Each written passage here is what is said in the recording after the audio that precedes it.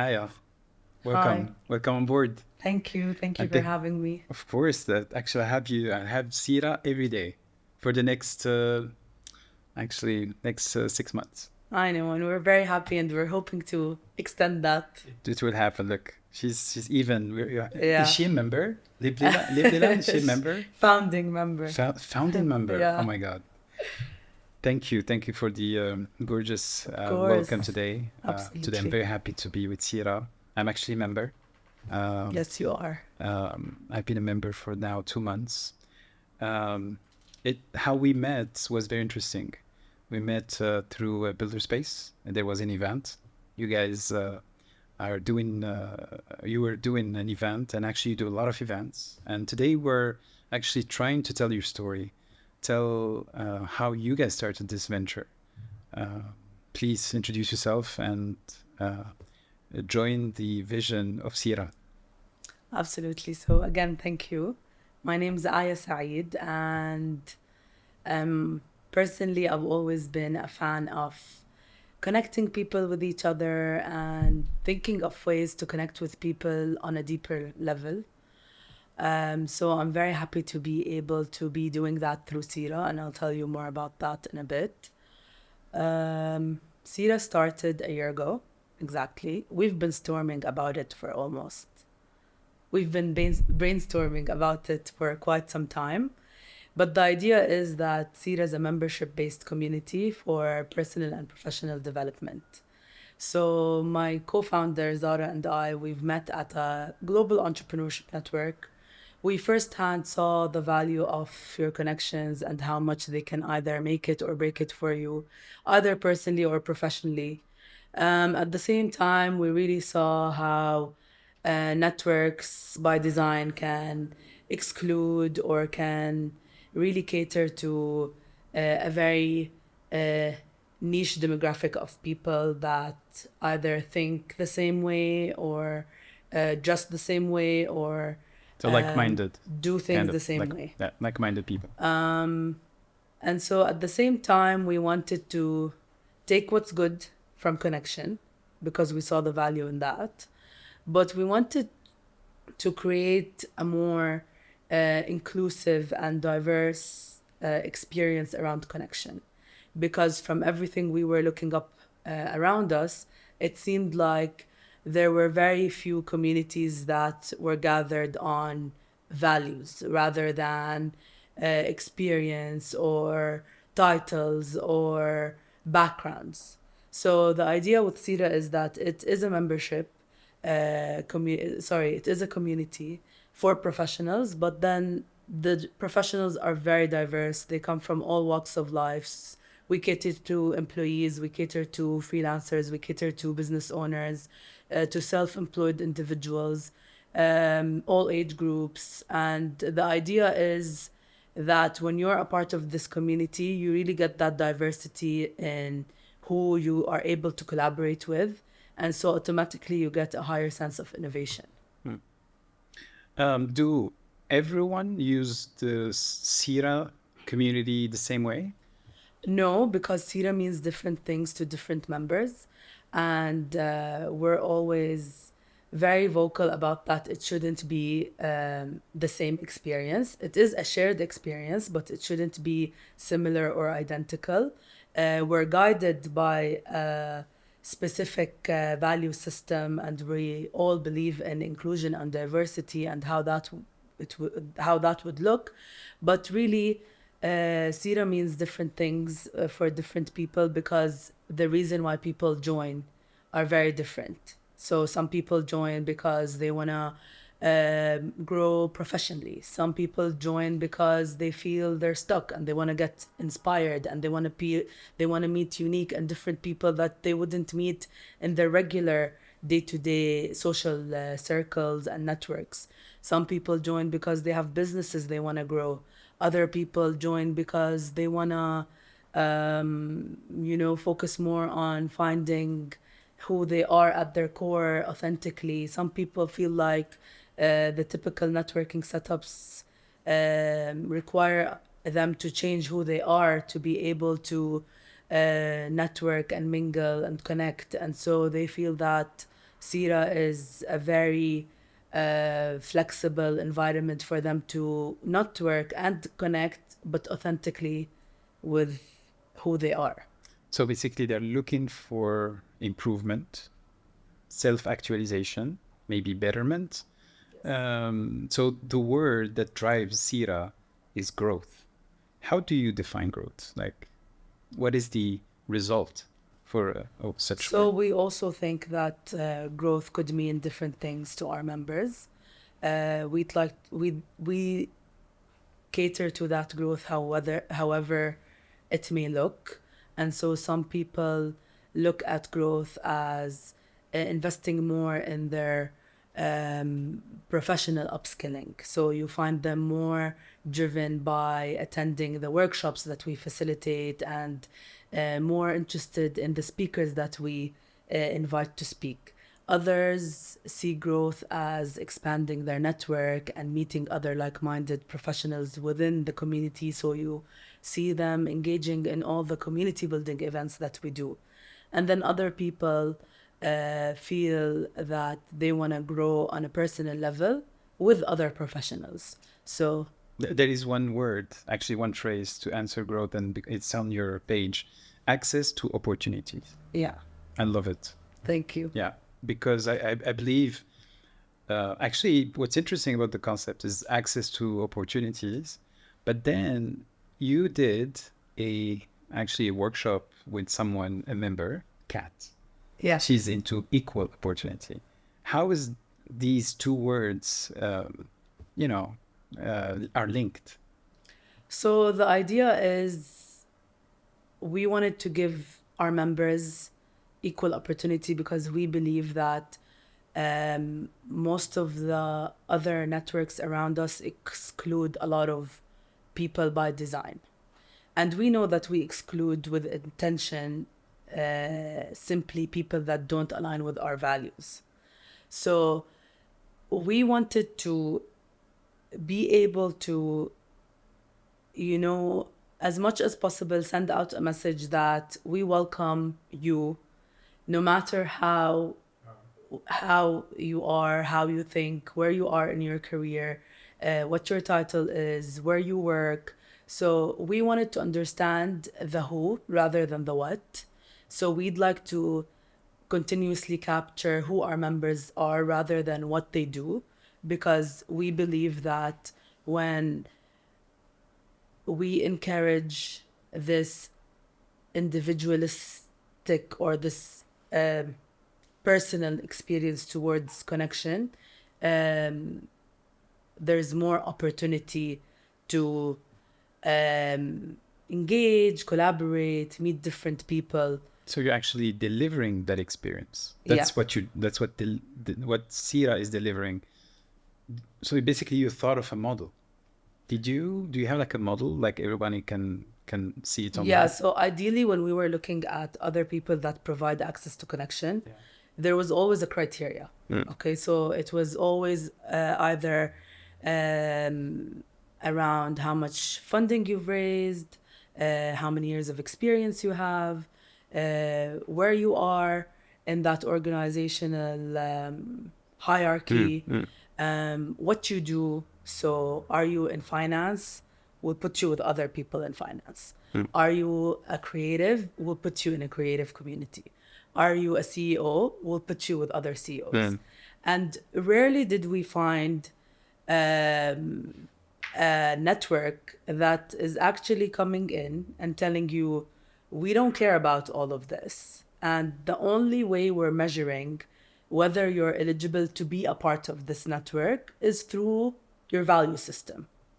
So are you transparent? Are you open to collaborate? Are you open for feedback? Are you open to give and take? Are you open to be inclusive? And so when we were able to design that criteria, we automatically were able to include people from very wide spectrums, industries, age groups, etc. And at the same time, give equal opportunity to all. Because it's like what's beautiful about SIRA is you have this 50-year-old getting mentored from a 25-year-old because frankly, that 25-year-old has a skill that That they the 50 can, years old needs that it. the 50-year-old wants to acquire. Yeah.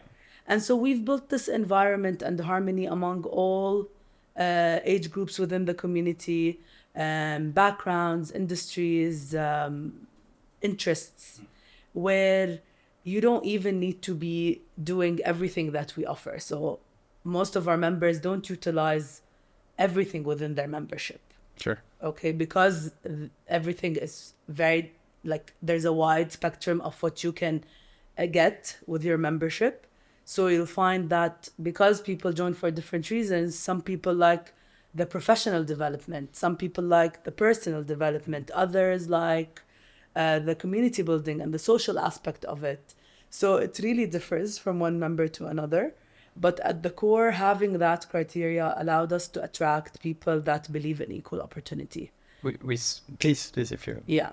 We were able to attract people that believe in equal opportunity because they didn't have that ego or that persona where they wanted to belong to something only relevant to them. They understood that being part of SIRA required openness, required listening and meeting people that you would not expect to meet, understanding things that might not be a part of your journey, but very much value that they're a part of other people's journey. So that's where the equal opportunity comes. It's just basically being able to build a network that's accessible, that's affordable, that's guided by a sense of belief and strong values that are able to dictate how we grow. So you're defining the difference between a network and a community by defining values. Yeah, and I'll put it simply, a network connects you, but a community cares about you. Interesting. And what we're trying to do is shed more light on the connection that you get when you're part of a community, because it's significant, it's deeper, it's more authentic, it's more recurring, it's more give and take. And so I feel like I reach to my network when I want something. But when I'm in a community, I reach out to give as well. Sure. And I reach out to take. But there's a lot of that giving back and that sustainability in how you connect. Because it's like we're guided by a set of values. You're going to meet someone within the community. You're going to collaborate once and you're going to realize that it was beautiful because you shared first and foremost a value system together, and then you collaborated because you were part of a very close-knit community, and so you started collaborating again and again and again because the collaboration was authentic and transparent and honest. Sure. I love the passion in your Thank you. voice. When we started this podcast, just before, we spoke about the divide I believe there is between belonging and inclusion. And I told you that for me, I'd rather be included than belong. Yeah. Because I want people to include me right away. So how do you see this divide? I know that SIRA is an inclusive because I'm experiencing this every time I join you guys. How did you manage to be in, I'm in Jordan for 10 months now, and I have to say, it wasn't easy. How are you crossing this issue? Like, how are you fixing this issue? So I think we always say internally we're not for everyone, because we know that we're very vocal about accepting others and being inclusive as to what they subscribe to. So we know that the people that actually reach us, whether through social media or word of mouth or whatever, and look us up and read more about us, and see how openly we subscribe to inclusion, that's when there's that's when you see there's a fit. So rarely did we get anyone apply to join us that's not at their core longing to be included, but also include. Through the others. So it was the foundation for us, honestly, that inclusion part. Belonging is also very important to us because we still want people to belong, to feel like they want to continue to be a part of this community. They want to continue to give and take and engage. And this is actually why we don't look at the number of members that we have as a success metric, but rather how engaged they are, how open to collaborate among each other are they. Because it's engagement that we're after. We don't care to have 200, 300 plus members that are silent or not actually creating the impact we want to see. Yeah, actually, that was my next question, which is I call it the slow growth by hiring very slow people. I use the word hiring because you want to hire also people. I remember I received 2-3 emails asking me, Hisham, can you check this application? And I find this model very beautiful. So what is this slow growth? How do you see it?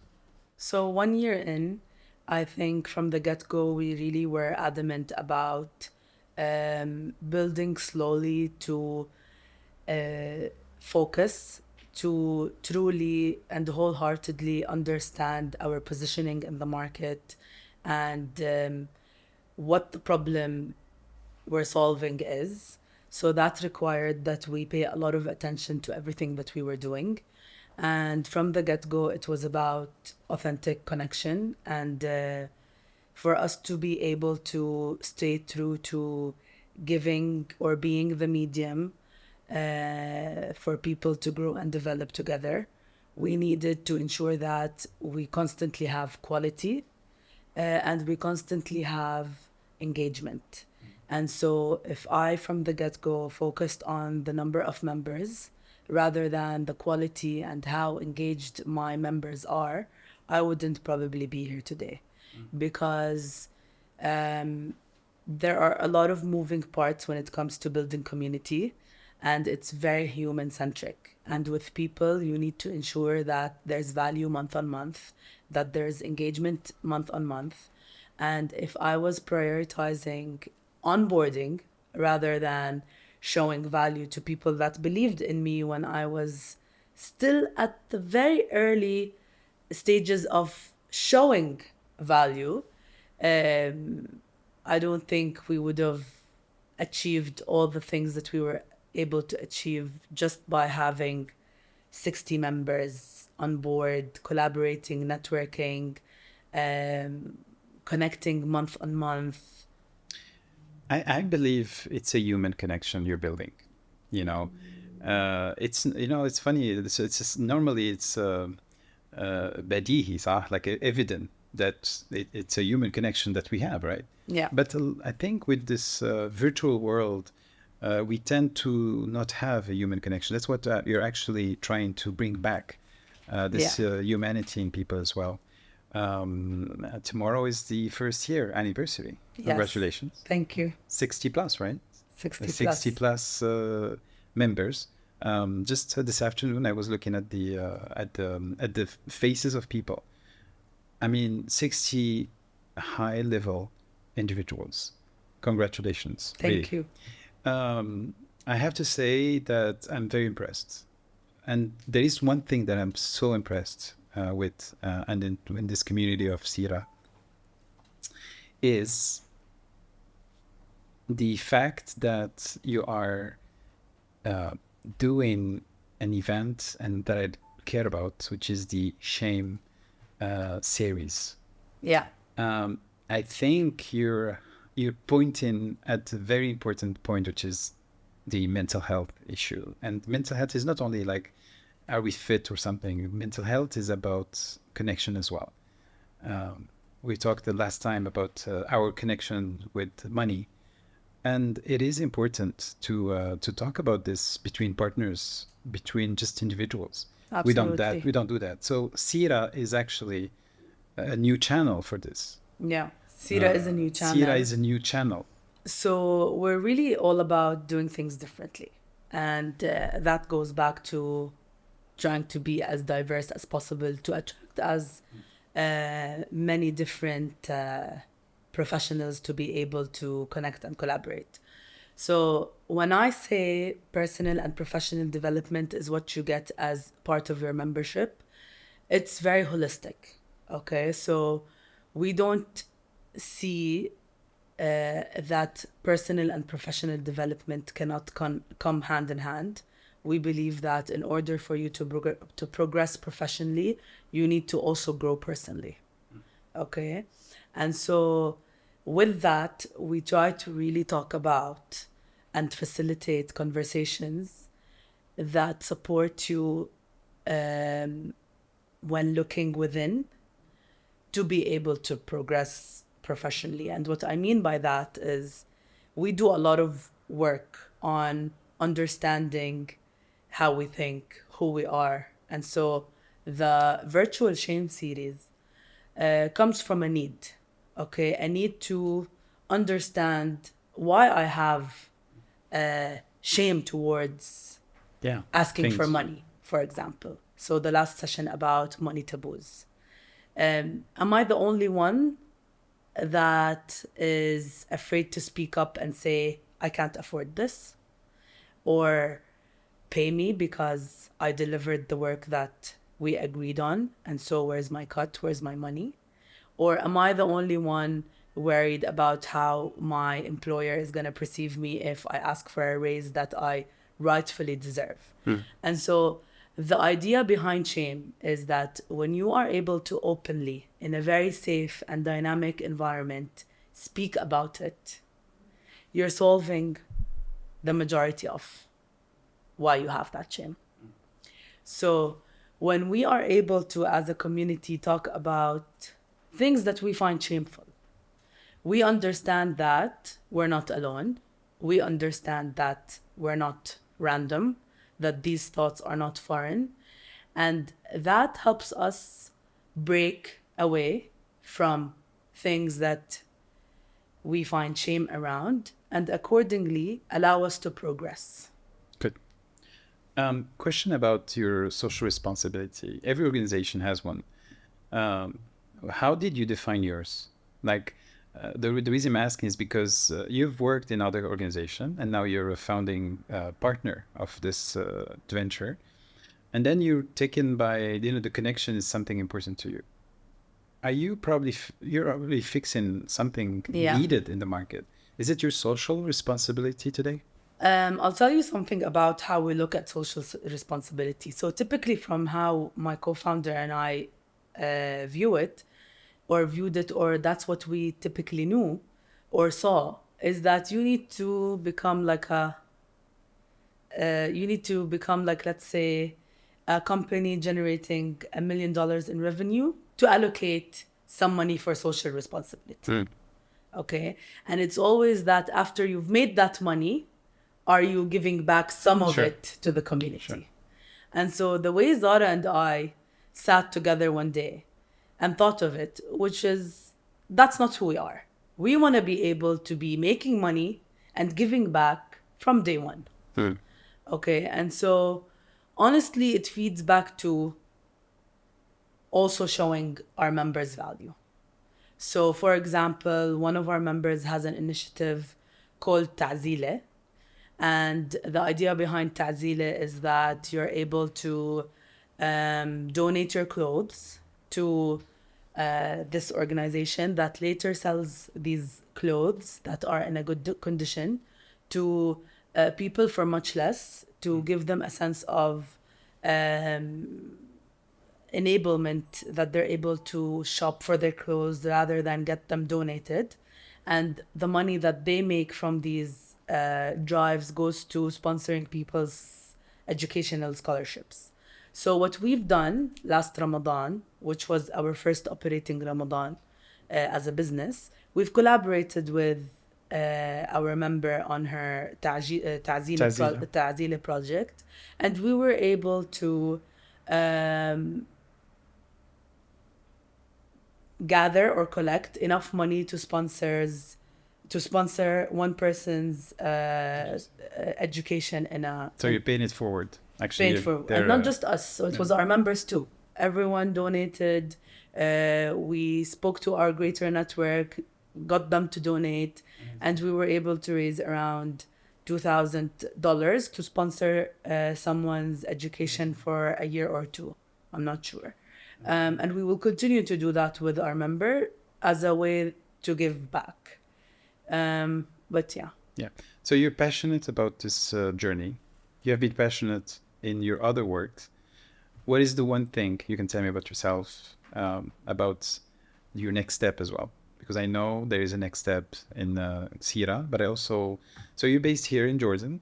Yeah. And then how are you going to make it happen if you go to another country? So I'll tell you something, since we're 1 year in, we're in a very transitional space. We're now looking at our strategy notes, looking at our growth plans, and kind of figuring out how to go about the things we want to go about. To start with, we're considering market expansion.